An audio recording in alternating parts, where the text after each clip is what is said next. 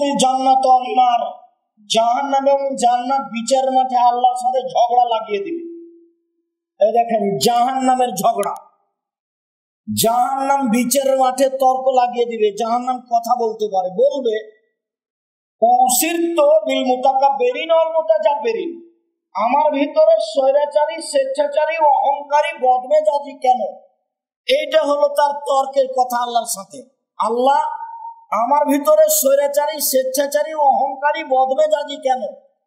তখন আল্লাহ বলবে ইন্নামা আনতি গাযাবি, ইন্নামা আনতি আযাবি, এই জাহান্নাম, তুই আমার রাগ, তুই আমার ক্রোধ, তুই আমার শাস্তি। ওয়াদেবে বেকমান আশমিন ইবাদি, তোকে দিয়ে শাস্তি দিব আমার বান্দার যাকে ইচ্ছে, তোকে দিয়ে শাস্তি দিব আমার বান্দার যাকে ইচ্ছে, তোকে দিয়ে শাস্তি দিব আমার বান্দার যাকে ইচ্ছে। এই জন্য তোর ভিতরে স্বেচ্ছাচারী, অহংকারী, বদমেজাজি যারা, তাদেরকে দিচ্ছি।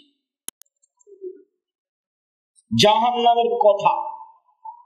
ফাস্তাকাতিন নারা ইলা রাব্বিহা, যখন জাহান্নামকে রেডি করা হলো, প্রস্তুত, তখন জাহান্নাম আল্লাহর কাছে অভিযোগ করলো।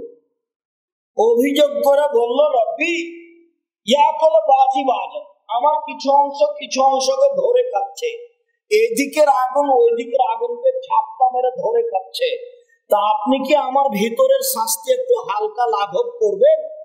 ফাওয়াজনা বিনাফসাইহি, তো আল্লাহ বলেন আচ্ছা আচ্ছা ঠিক আছে জাহান্নাম, তোমার আমি অভিযোগ মেনে নিলাম। দুইটা শ্বাস দিয়ে, একবার শ্বাস ছাড়বে আর একবার শ্বাস নিবে। যখন শ্বাস ছাড়বে তখন পৃথিবী 6 মাস গরম থাকবে, আর যখন শ্বাস নিবা তখন পৃথিবী 6 মাস ঠান্ডা থাকবে।